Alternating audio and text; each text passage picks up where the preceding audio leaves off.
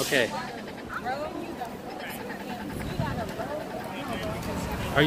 Can you guys see me?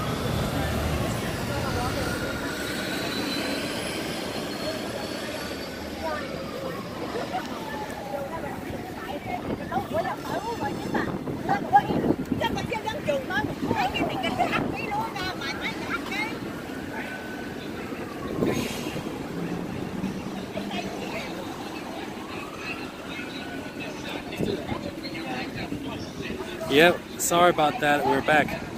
Oh, let me see over here. You see the food over here? That's government aid food right over there. That's you know, you go do the canned food drives and stuff. Donate food to the needy.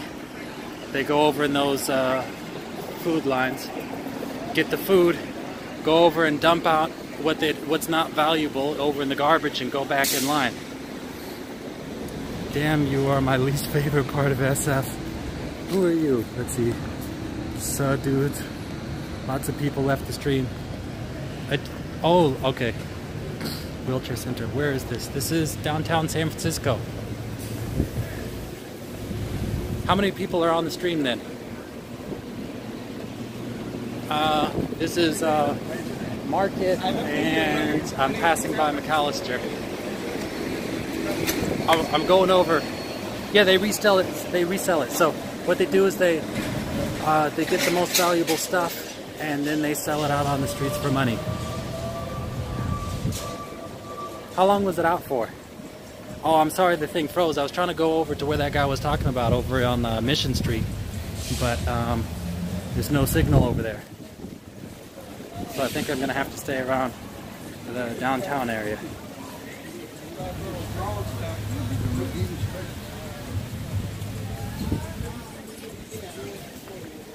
Two minutes. Wow, that's bad for a live stream. All right, so what was I saying? A good 10 minutes. Oh man, I should have just started another stream. It cut out and started a new stream. Oh, sorry about that. Well, I guess I did start a new stream. Well, I guess this is part 2 of a Sunday afternoon stroll through downtown San Francisco. It was choppy for at least 10. Sorry about that. I gotta stay where the towers are, I guess. Why is your... Okay, you're not talking to me. All right, what was I saying just now? Oh yeah, so they sell that for money.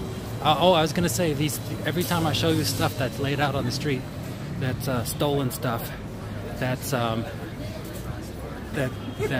being sold right there. I was in jail one time, talked to somebody who was in there. He got busted trying to buy something over at Civic Center that was stolen. Oh, it's the ice cream. I'm the ice cream ladybird.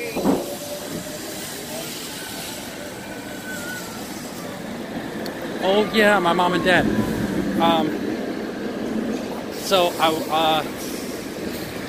Oh wait, hold on. I got another story to tell. Right here, Taqueria Cancun. I've seen. I used to come here all the time. I'd eat the wetback burrito. That's what they called it. I'm not saying nothing, but I would go there and eat all the time. And I'd see homeless people come in there with stolen clothes from the mall, selling it over there. And people who ran that place would buy, you know, they'd tell them what size they want, what kind of clothes they want, and they'd go steal it for them.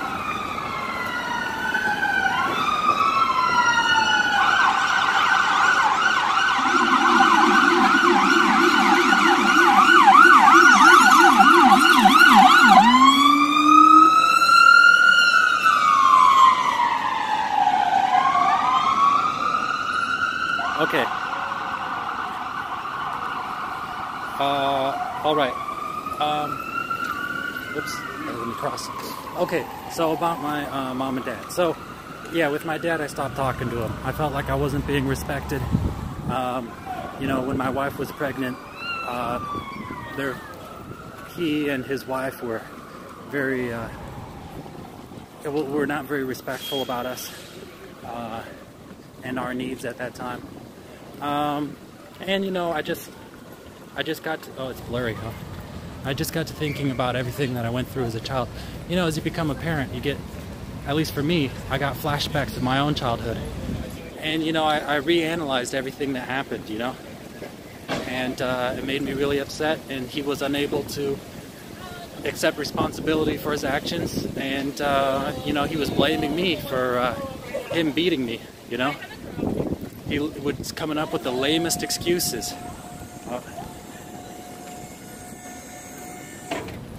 He was saying stuff like, oh, you took forever to put on your shoes, you know?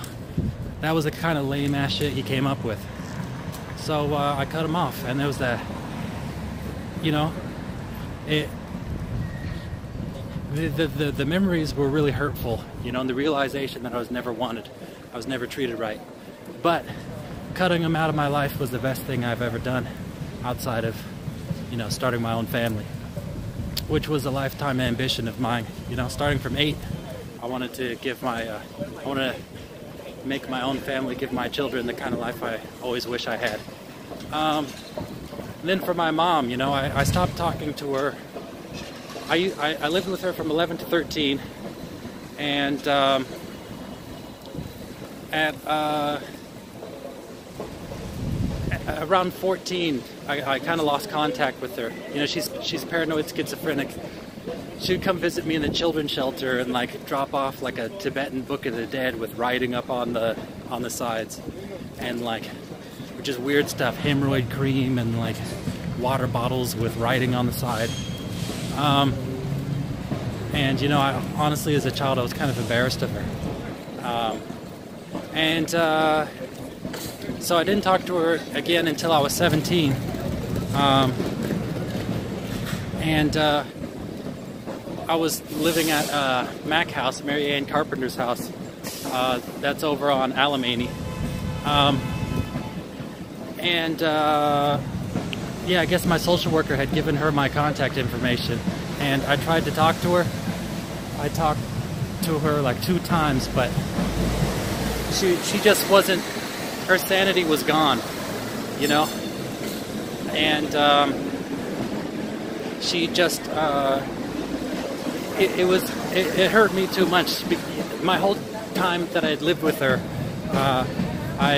I tried to make her sane, you know? I tried to help her out, but there's no helping someone like that, you know? And I eventually came to that realization, so I stopped talking to her just for my own sake.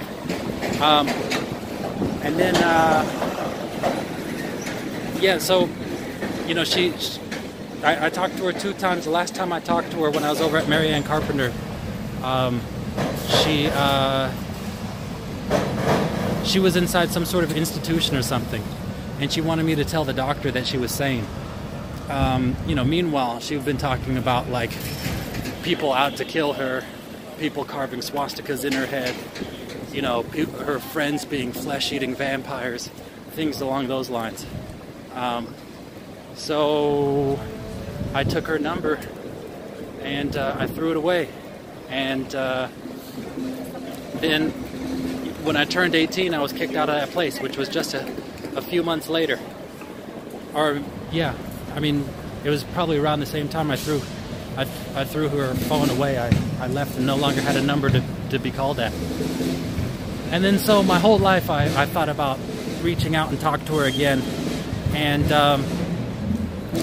I would search on Facebook, I would search on Twitter, I would search every social network. I would search her name online, look for any kind of picture or anything I could find, you know. I wanted to tell her about everything, you know. I wanted to tell her about me growing up, me becoming a man, me, you know, dating, having a girlfriend, getting married, having a child, everything I wanted to tell her, you know. And I always dreamed that I was going to be able to tell her these things. And eventually I found some information, and I got so excited. I found some numbers and stuff. So I called them. You know, they were all wrong numbers, but they had a lot of information, like places she used to live and other aliases. And so I used some of that information, and I found out she died. She had died like 3 months after the last time I talked to her. So for 12 years, I was looking for her online. You know, hundreds of hours spent.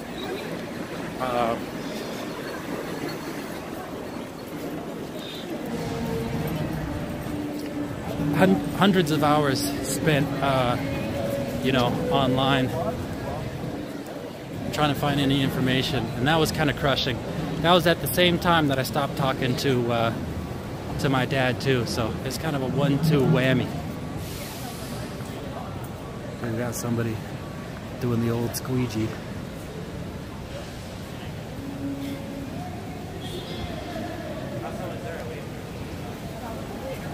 That's rough, man. Good on you for achieving everything. Thank you.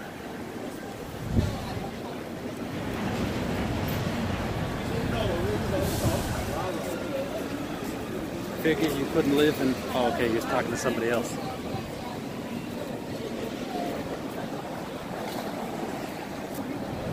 Okay. Here I am back downtown. Oh. Yep. And that Walgreens video, here's the Walgreens right here.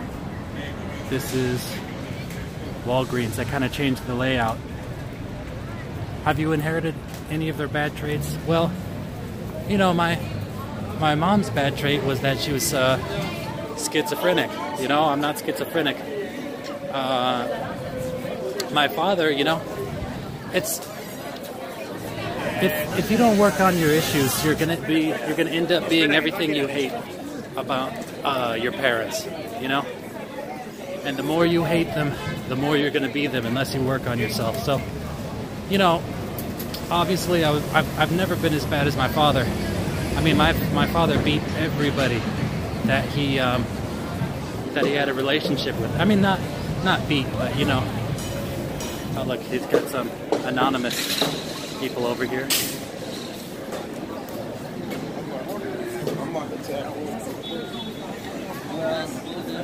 Oh, it must be some Vita thing.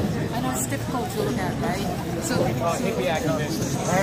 BBC. Okay, so fuck your mom. Okay, yeah. So what was I saying? Yeah, you know,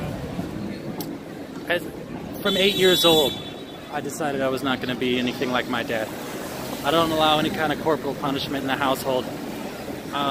You know, obviously, when I was younger, I had a bit of a temper, but I never lashed out at anybody, you know. I could tell you crazy stories about my dad. You know, I've seen him hose down somebody's kid. That kid had what's that? Cerebral palsy? Is that it? No, water on the brain. Hydrocephalus. Yeah, the kid had hydrocephalus. He's a kid of the girl he was dating at the time. He hosed her down. The kid tried to turn off the hose. He hosed that kid down. The kid was like 5. And they got in the car. They're going to drive away. My dad ran over and kicked through the window.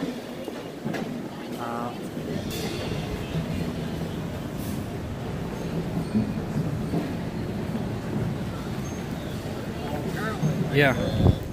Lee, do you have any siblings? I have half-sisters. You know, they're my dad and my stepmom's children. And, I mean, it's sad, you know, that I couldn't maintain contact with them, but I couldn't really keep contact with them and not keep contact with their, I mean, I didn't want a communication link between me and my dad and my stepmom. So unfortunately, I mean, you know, that's their parents, you know. I'm only their half brother, so I don't know. It's a sad sacrifice. I do have other siblings. After I found out my mom died, I was contacted by another half sibling of mine, an older half sibling. she had done some DNA testing, I guess, and posted it online, and then somebody somehow found my information. I never did any of that DNA testing or anything. And then I have I have an even older brother too that's somewhere over in Texas. And I have an even younger brother who my mom used to insinuate was my full-blooded brother. His name was Sterling, but he was adopted. All of my mom's children were taken away. Yeah. Dude, are you serious? Serious about what?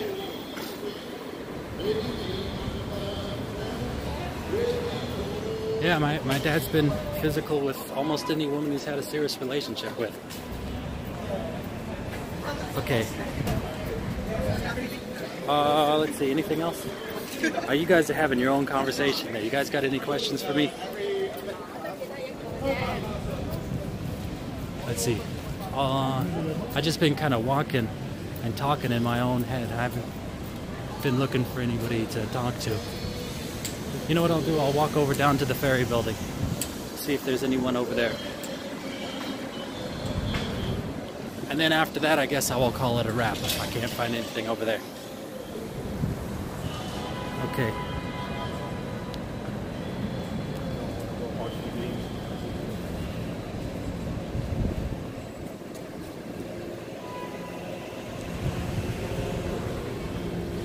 I guess it's a little... If it was a bit warmer downtown, I think there'd be more people to see. But as it's getting darker and colder, I think people are making their way over to the shelters. When I was over at the Larkin, I think you had to get there by like 6:30 or something to check in. Otherwise, you weren't going to get in. Lee, did you ever do drugs before? Well, when I was in the group home, I did. I've done weed a few times. When I was an adult, I tried LSD a couple times. Other than that, no.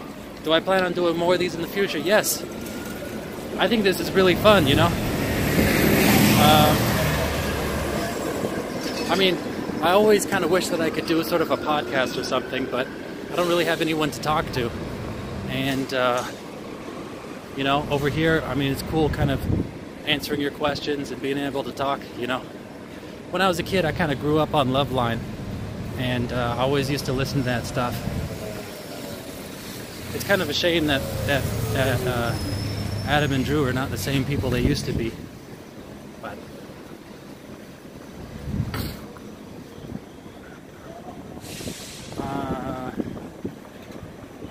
Lee, what part of SF do you live in? I live over by the Glen Park area.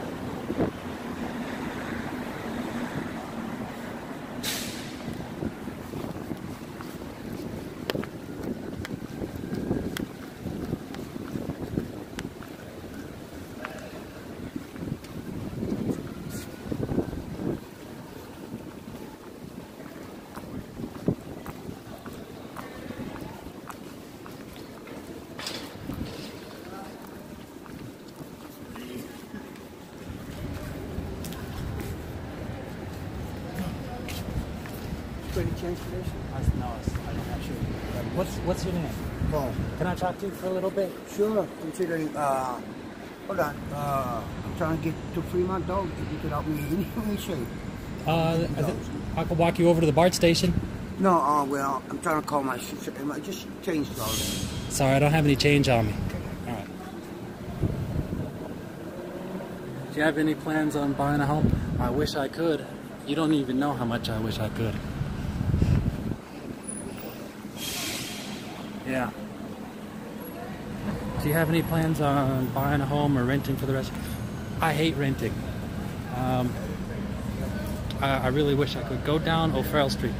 Well, let's see, O'Farrell. That's going to be a long walk from here, isn't it?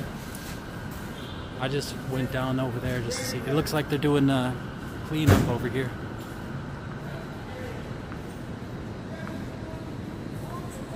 Okay. Wow, look at that.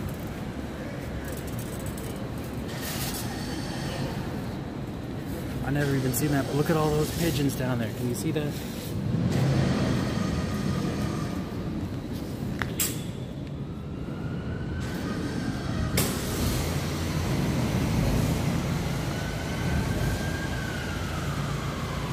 Wow, sorry.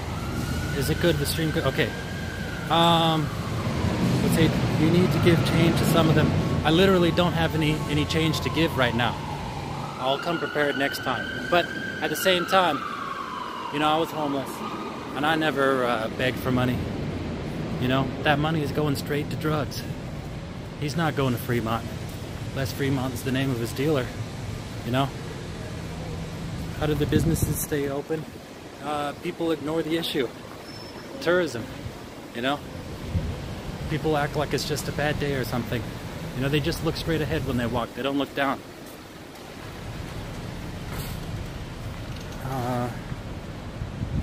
I really hate seeing the city take over, city take from the homeless. Here in Los Angeles, they're clearing everything with dump trucks. Yeah, they're doing the same here. That's not fixing the problem, taking away people's sleeping bags and whatnot, you know? I mean, I guess in a sense you are, you know, they're not going to live as long because those cold nights can be rough on people. There was somebody who tried to do sort of a film blog where he lived like a homeless person. I think he was over in the East Coast, and he went to go sleep over on the streets like a homeless person, and he ended up dying like his first night or his second night.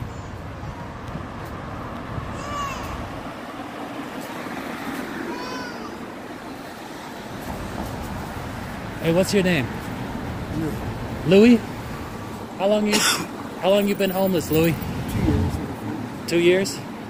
Where do you stay at? I stay on cardboard. I stay to myself. Oh, you do? Down by the water. People mess with you? No one messes with you? The cops don't bother you? What'd you say? You have to be polite to people. You have to be polite to I don't have any change. Sorry about that. Alright, you too. What's that? What happened? Anything bad? No. I have a YouTube channel. I talk to homeless people and stuff, hear their life story, you know? Oh, excellent. Hey, would you like to talk? Just gotta,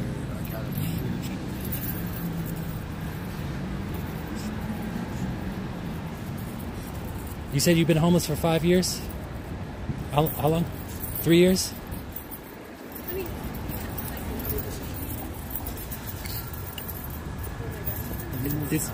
What was that? You never know how it goes. Sometimes you don't have a cigarette, do you? What was that? You don't have a cigarette, do you? No, I'm sorry, I don't. Alright, see you later. Alright. I think I'm gonna have to talk to people. I don't want to bother them. I'll have to talk to people who are more outgoing, I guess, and more sane. He was pretty friendly though.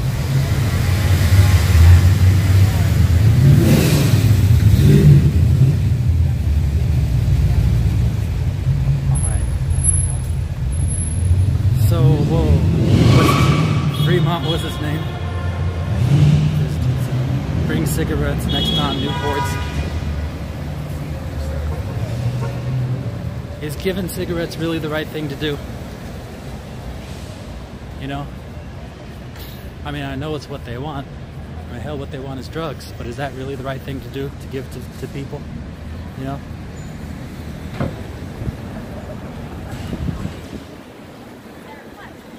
There's somebody asleep right over there.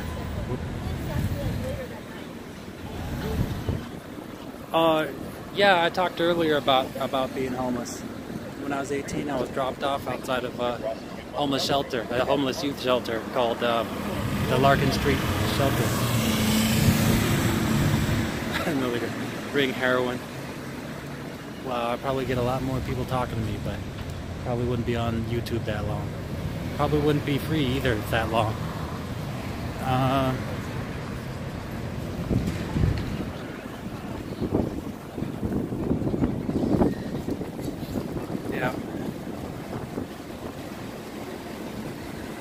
see. So right now I'm walking down Market Street.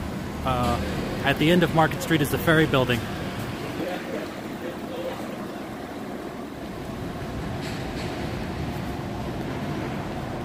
At the end of Market is the ferry building. I used to work over in the ferry building. It's getting dark. Yeah. Were your parents supportive at all? No. They didn't help me out at all.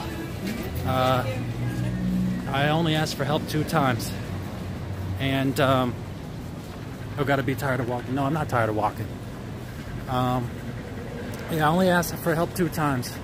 Once when I was enrolling at the Academy of Art, and I asked for a $2,000 loan from my dad, and he yelled at me, screamed at me, and refused to give me a 3-month loan, despite being an entrepreneur.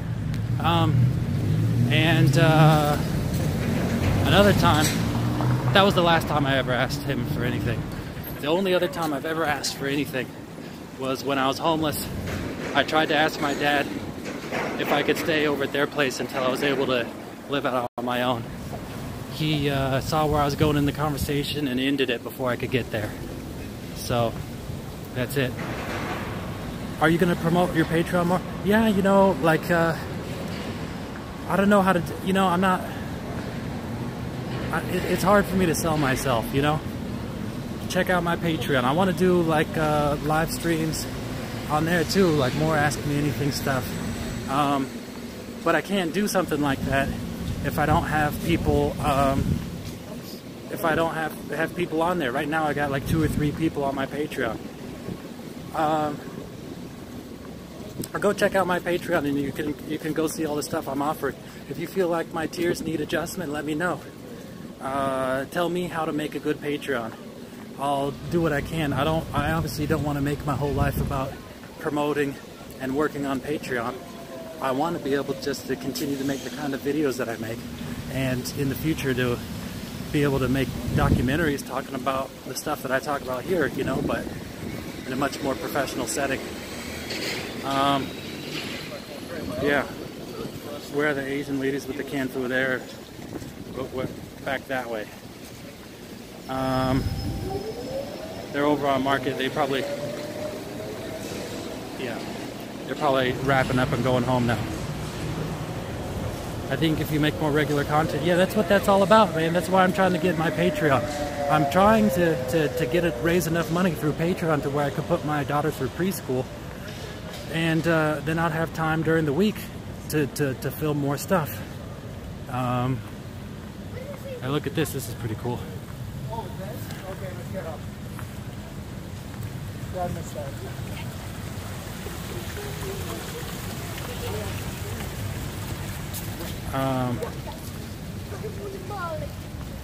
Yes, to the answer to atomic bomb, I guess I can't see what your name is. Is it easy to ... Yes. If it wasn't, you wouldn't see it so much. I'm sorry to hear about your dad not helping. What was your childhood like? It was hard, you know. I entered the foster care system first when I was 11, then went back out, went with my dad, and then went with my mom. Entered again when I was 13, and that's where I was raised in. You know, I could go on and on about what it's like over in there, but the abuse begins when you go into the foster home system. You know, at least before you're getting beaten by your own family. Yeah, I mean, we had people. We were in a place they stopped buying food for us altogether. They stopped buying food until somebody called his lawyer. He had some legal representation, or he was so stupid though. He told people why he was calling before he called, and they went in there, and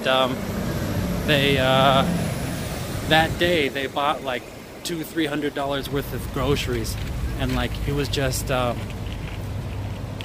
packed. The pantry was packed with food. So by the time they had somebody come over to investigate, you know, they already had covered everything up. But I was able to lobby a complaint about one time where I was knocked through a wall. and nothing ever happened. But they did note it in their log, like that's supposed to do something good for me. Yeah. You seem like it turned out okay. I like to think I did. I kind of wonder how come I did turn out better than everyone else around me, considering what I went through.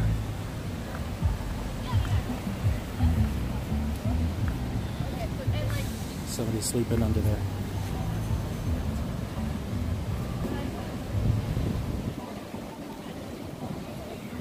Whoop, and there's the ferry building right over there. So, you know, this is obviously I'm filming on my smartphone, so it's a wide angle lens. Things are actually a lot closer than they look. Oh look, the guy was saying he's trying to get to Fremont. Maybe he meant Fremont Street. That's where we're at right now. Knocked into a wall. I just took a restroom break. Oh, well, if you guys want to know, so I was over at this group home. I guess this is also Steel Right residential program, started by two women.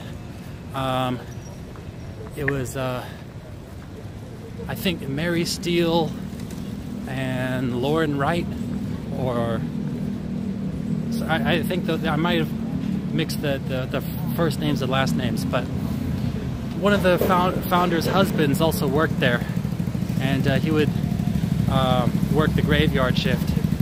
And what was I going to say? I'm sorry, I'm getting distracted. I'm seeing some crazy stuff over here. Hold on, I'll finish the story after this.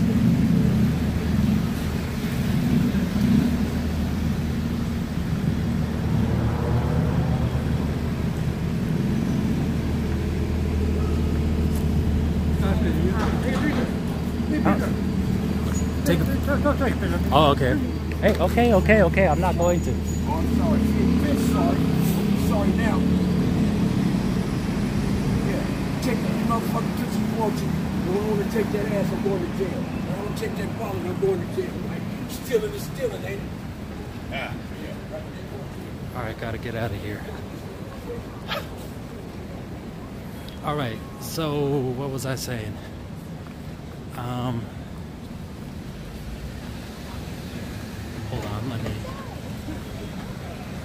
let me cross the street. Oh yeah, so Lauren Steele, or maybe it was Mary Steele and Lauren Wright. But anyhow, Lauren's husband was the one working the night, and that was September 10th, 2001.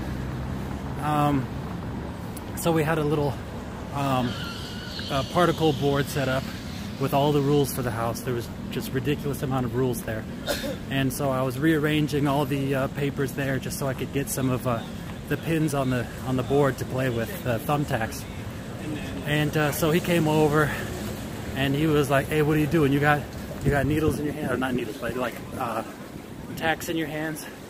And you know, I was just being cheeky, saying no, whatever. And so he said, "All right, well, I'm gonna squeeze your hand."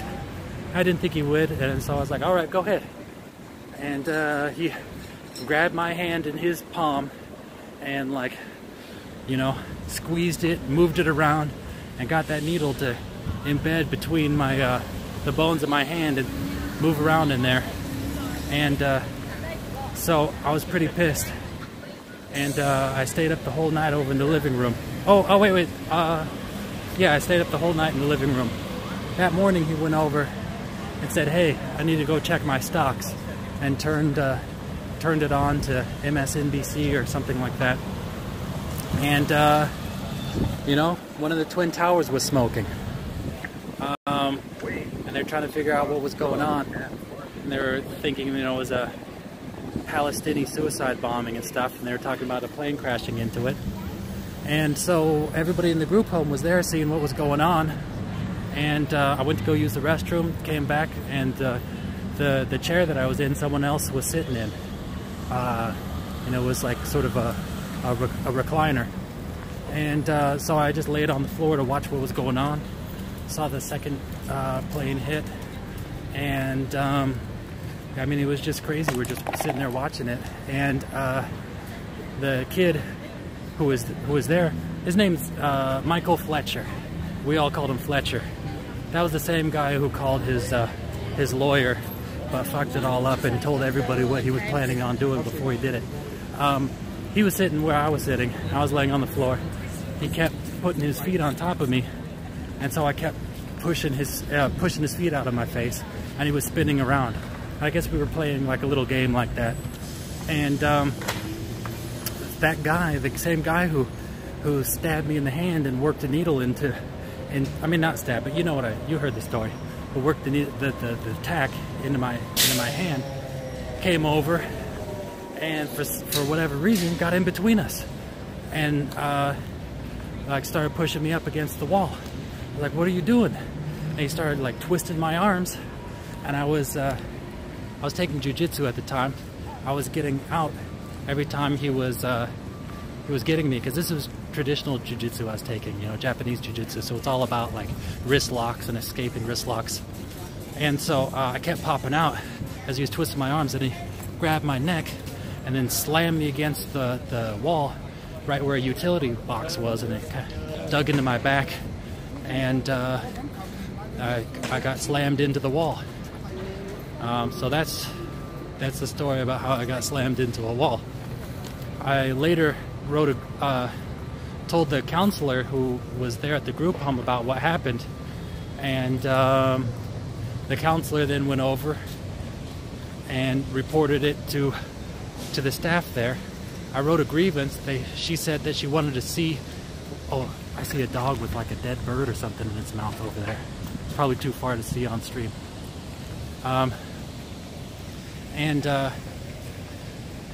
Oh, by the way, for you guys wondering, right there, that's the free toilets that they have set up around the city. It's a self-cleaning toilet. They got like 28 of them. But so that I wrote a grievance form. They asked to see. Oh, this guy was on an old video.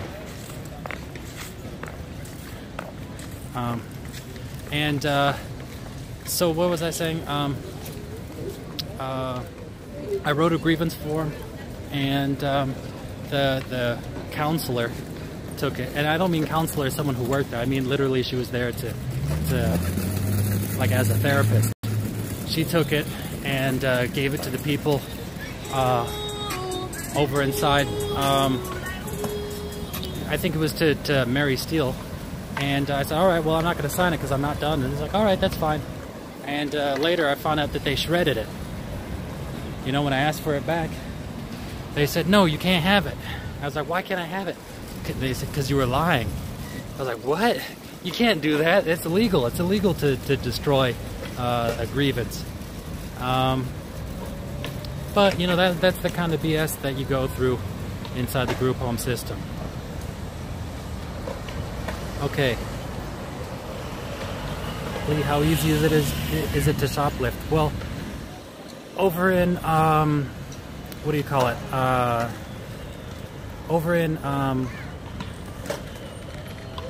Over at Market Street, there's a Safeway, and it's the most shoplifted Safeway I think that exists. How many homeless people you see every day? Well, anytime you go downtown, you're going to be seeing quite a few. No matter where you are in the city, you're going to see some every day if you spend time outside. I mean, I don't know. I don't spend a lot of time in the Presidio, so maybe there's a whole lot less over there. But yeah, I mean, it's densest downtown. Okay, let's see. I was at the ferry building earlier today. Okay. Wow, this is terrible. Okay.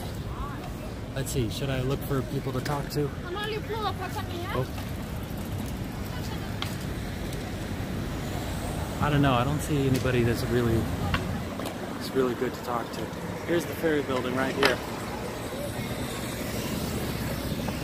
For you guys who've ever been to the ferry building,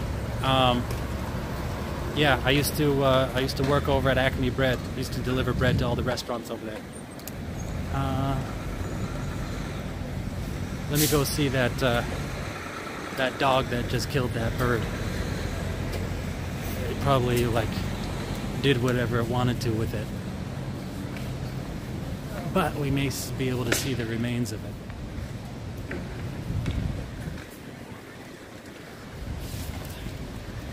Alright, here we go. Can you take us to the Golden Gate Bridge? That's quite a walk. Maybe another day.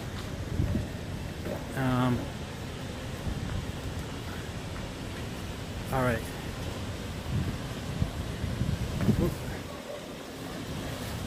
Yeah, buddy. Oh, it's just a toy. Yeah. Well, I think that's it for the day. Things seem to be winding down, and only to ramp up, I'm sure, as night falls. I mean, I'm looking. It's too far away. I don't think you can see what's going on over in the grass over there. Let's see. Lee, did you attend Outside Lands? No, I don't even know what Outside Lands is. Do you think your personality is at all like either of your parents? Well, you know, my mom is paranoid schizophrenic.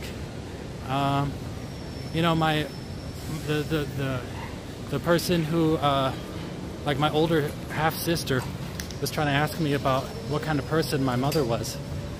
And that was a hard question for me to ask because, you know, there was much bigger issues going on when I lived with her. Let's see. Have you ever been to Lodi? That's where I currently live and moving out of SMC. I guess that would be San Mateo City.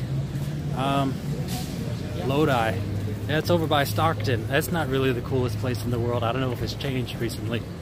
But, yeah, I mean, I know it's not that good over in Stockton, Lodi, Tracy, you know?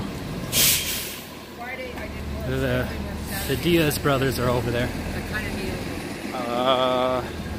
Lee, what are your hobbies? Well, you know, I used to ride bikes a lot. I'm into martial arts, MMA. Let's see. Oh, you know, I used to do figure drawing all the time and portraiture. Yeah. You know, it's hard for me to think of everything, all of my hobbies, because just so much of my life recently has been raising my daughter. What's your favorite restaurant or place to eat? Oh, you know, that kind of life feels like ages ago. You know, everything's all about raising my child. You know, we go over to a Vietnamese place and eat pho, you know, from time to time, just because, you know, my daughter likes to eat noodle soups. I think that's a banana. What's the craziest thing you've seen? I talked before about almost bumping into somebody who was getting injected in the neck by someone else. I'd say that would have to be one of the craziest things I've seen. All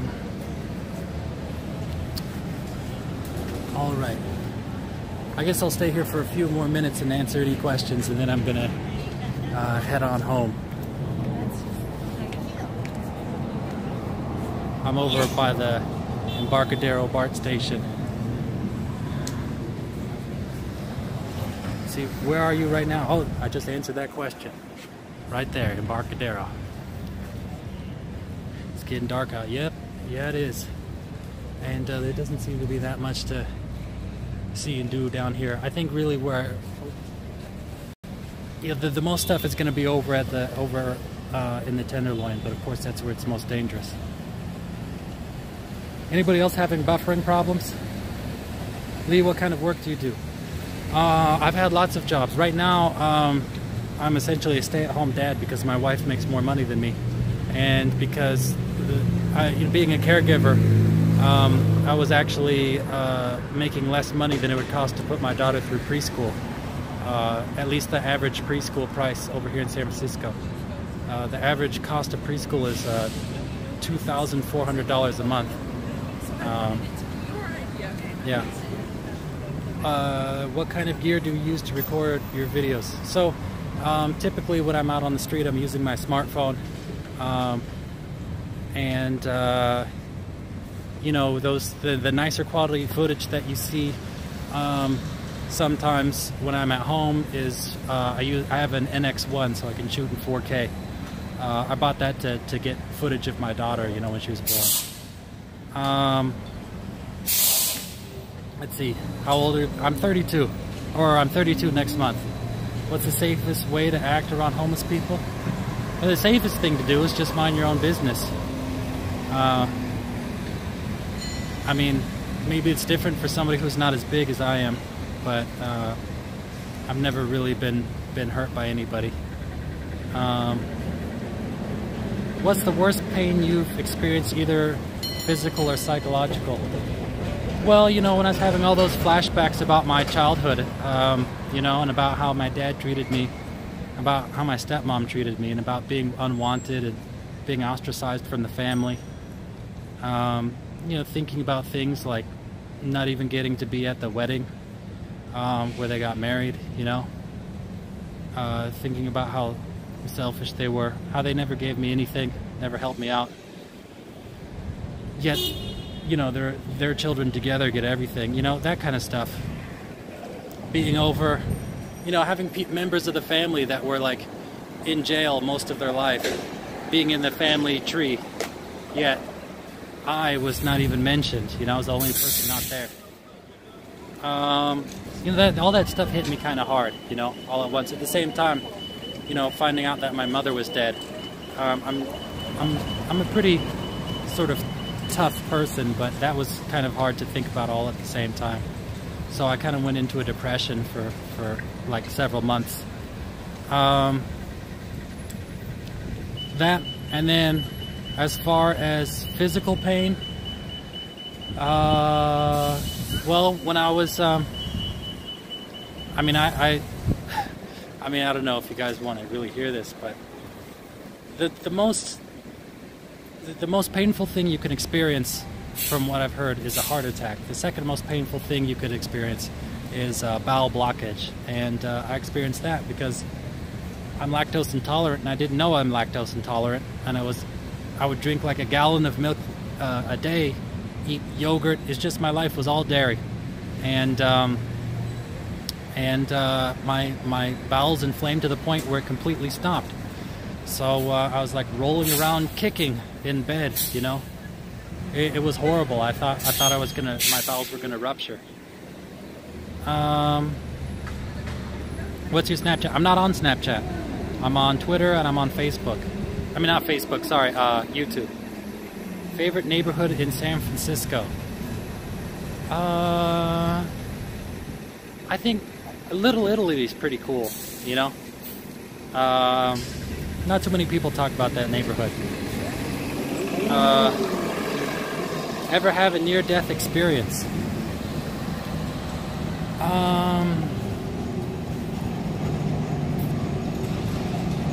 I'm gonna have to think about that. I feel like I have, but I can't think about it off the top of my head. Hey, I love roast beef. Will you be live streaming tomorrow? No, I'm gonna be taking care of my daughter. Have you ever been to Hollywood? No, I mean, I've been to Anaheim, you know, Disneyland. I've been to LA. Let's see, next to Chinatown. What do you think? Vesuvio. I don't even know where Vesuvio is.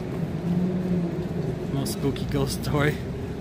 No, I never really had any ghost stories. Any of the real ones.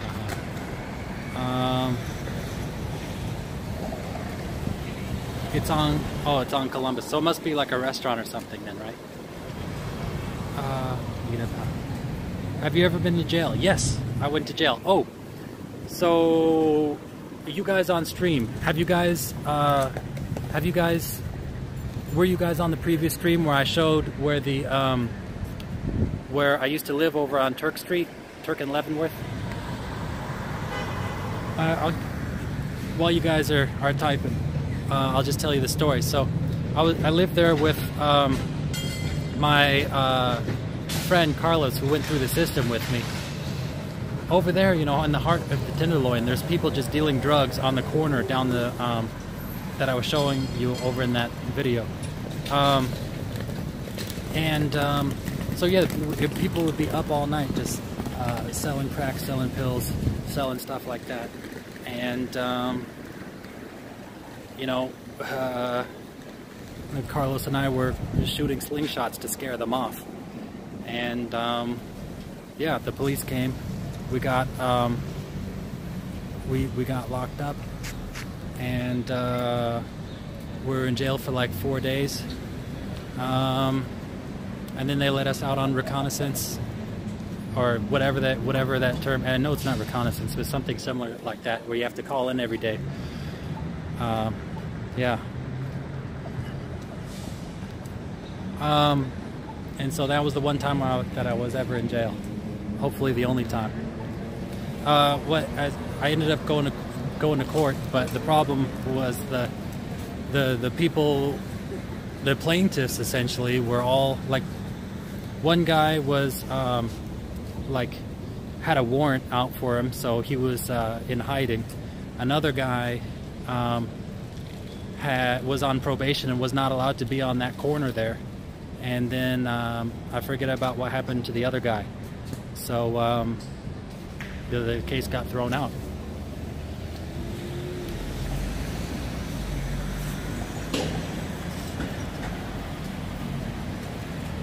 Yeah, well, nothing happened to them because they got scarce.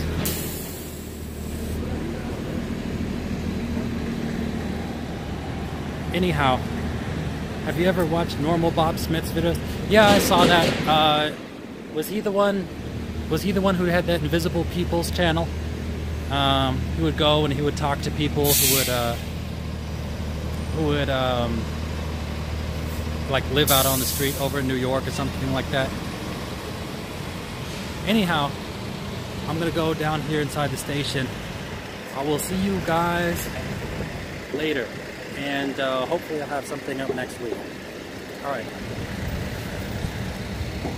See ya.